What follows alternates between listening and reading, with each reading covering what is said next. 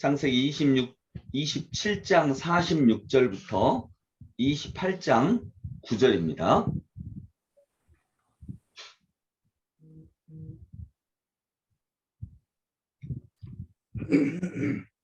제가 봉독하겠습니다. 리브가가 이삭에게 이르되 내가 헷 사람의 딸들로 말미암아 내 삶이 싫어졌거늘 야곱이 만일 이 땅의 딸들 곧 그들과 같은 헷사람의 딸들 중에서 아내를 맞이하면 내 삶이 내게 무슨 재미가 있으리이까. 이삭이 야곱을 불러 그에게 축복하고 또 당부하여 이르되 너는 가나안 사람의 딸들 중에서 아내를 맞이하지 말고 일어나 밧단 아람으로 가서 내 외조부 부두엘의 집에 이르러 거기서 내 외삼촌 라반의 딸 중에서 아내를 맞이하라. 전능하신 하나님이 내게 복을 주시어 내가 생육하고 번성하게 하여 내가 여러 족속을 이루게 하시고 아브라함에게 허락하신 복을 내게 주시되 너와 함께 내 자손에게도 주사 하나님이 아브라함에게 주신 땅 곧 내가 거류하는 땅을 내가 차지하게 하시기를 원하노라. 이에 이삭이 야곱을 보내매 그가 밧단 아람으로 가서 라반에게 이르렀으니 라반은 아람 사람 부두엘의 아들이요 야곱과 에서의 어머니 리브가의 오라비더라. 에서가 본즉 이삭이 야곱에게 축복하고 그를 밧단 아람으로 보내어 거기서 아내를 맞이하게 하였고 또 그에게 축복하고 명하기를 너는 가나안 사람의 딸들 중에서 아내를 맞이하지 말라 하였고 또 야곱이 부모의 명을 따라 밧단 아람으로 갔으며 에서가 또 본즉 가나안 사람의 딸들이 그의 아버지 이삭을 기쁘게 하지 못하는지라. 이에 에서가 이스마엘에게 가서 그 본처들 외에 아브라함의 아들 이스마엘의 딸이요 느바요스의 누이인 마할랏을 아내로 맞이하였더라. 아멘. 네, 오늘도 하나님께서 함께 하시는 귀한 은혜가 있기를 원합니다. 오늘 본문은 이제 이삭이 속아서 야곱을 축복했죠. 그런데 이제 형 에서가 동생 야곱을 너무나 미워하니까 어머니 리브가가 이삭에게 여기 그대로 있으면 야곱도 에서처럼 이 지역의 딸들, 그러니까 하나님을 모르는 딸들을 이런 사람들을 아내로 맞이하게 되니까 그러면 안 되지 않겠습니까? 이건 하나님의 뜻이 아닙니다. 그래서 야곱을 보내서 우리 친족에게서, 즉 하나님을 아는 사람들에게서 아내를 맞이하게 합시다. 이렇게 이제 부탁하고 아버지 이삭이 그것을 인정하는 그런 장면입니다. 28장 1절에 보면 이삭이 야곱을 불러 그에게 축복하고, 여기 보면 이제 이전에는요 이삭이 속아서 축복을 했거든요. 야곱에게 속아가지고 야곱을 축복을 했는데 여기서는 이삭이 야곱을 진심으로 축복하는 장면이 나옵니다. 그래서 이제 이렇게 너는 우리의 친족 중에서 하나님을 아는 백성 중에서 아내를 맞이해라. 그래서 너는 이제 나아가라. 이렇게 얘기를 하니까 에서가 이 말을 듣죠. 에서가 이런 아버지의 뜻을 들은 다음에 뭘 하죠? 에서가 어떻게 합니까? 아버지의 뜻이 이렇구나. 그러면 나도 지금 이미 결혼을 했다 할지라도 또 후처를 맞이할 수도 있는 게 그때의 문화였으니까요. 그러면 나도 하나님을 아는 백성 중에서 내 아내를 또 맞이해야 되겠다. 이래야 되는데 오히려 하나님을 모르는 사람들에게서 가서 이방 사람 중에서 아내를 맞이하죠. 이것은 아브라함이 야곱을 복주니까 이거에 대해서 오히려 반항하는 이런 내용들입니다.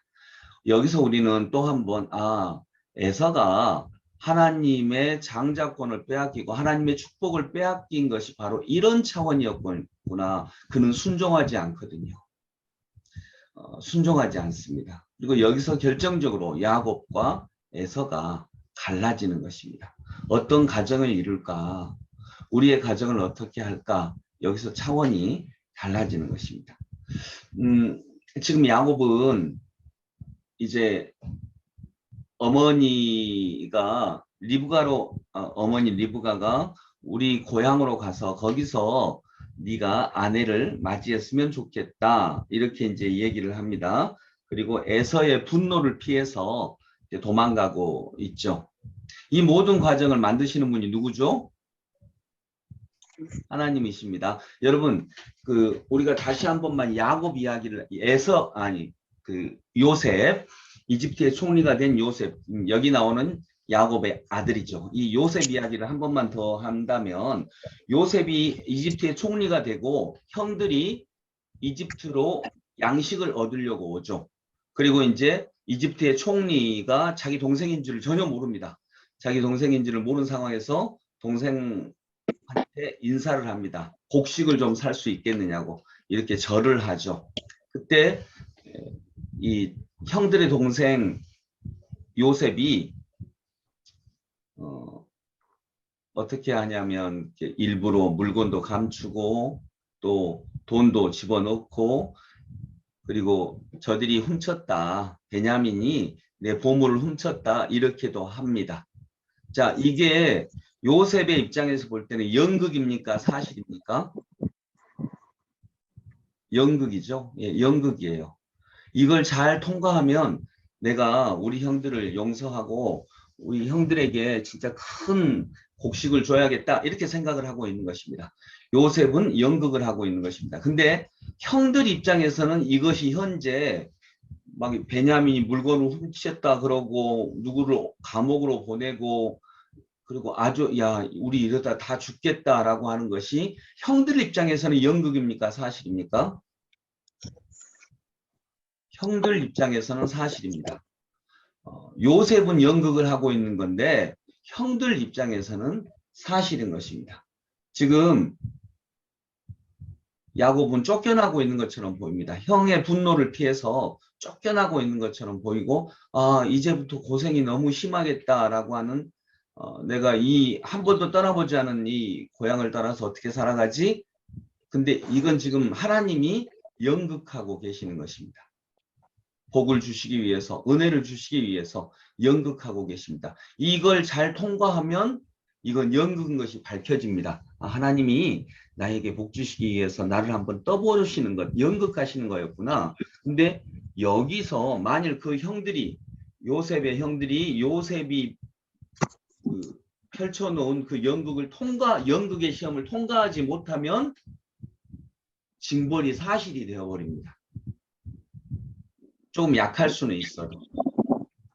그러니까 여러분, 지금 우리가 어쩌면 하나님의 길을 가다가 어려움을 당하고 있을 때 연극하고 있을 수 있습니다. 하나님께서 연극하고 있으실 수 있다는 것입니다. 하나님이 연극하실 수 있습니다. 그러나 이것이 우리에게는 연극처럼 보이지 않고 사실입니다. 그러나 분명히 하나님은 우리에게 복 주시기 위해서 우리의 믿음을 좀 살펴보는 시험이라기보다는 너가 이 복을 받을 만한, 이 복을 가지고 다룰 만한 그릇이 될지 어쩔지를, 그런 훈련을 해 가시는 것입니다. 오늘도 그런 훈련이 있을 수 있습니다. 우리에게 있을 수 있는데 그것을 요셉의 형들처럼 잘 넘어가 결국 하나님의 복에까지 이르는 은혜가 있기를 원합니다. 오늘 야곱은 이 연극의 시험을 이겨냈고요. 에서는 이 연극의 시험을 이겨내지 못했던 것입니다. 일부러 아버지가 싫어하는 일만 지금 하거든요. 아버지가 자기를 버렸다라고 생각을 해서. 그러면서 점점 더 하나님에게서 멀어지고 실제로 복을 받지 못하게 되는 것입니다. 우리가 작은 일들, 하나님의 연극, 이런 시험들을 잘 이겨내서 진정한 하나님의 복 가운데로 거하는 이번 8월이 될 수 있기를 소망합니다. 기도하겠습니다. 하나님 아버지, 오늘 본문에서 보면 야곱은 형의 진노를 받아서 도망치는 것처럼 보입니다. 그러나 잠시 동안 일어나는 이 일들이 다 하나님의 연극과 같은 시험이었습니다. 에서는 아버지 이삭이 야곱을 축복하는 것을 보고 아버지마저 돌아섰구나라고 하고 가족들이 싫어하는 일을 딱 골라서 합니다.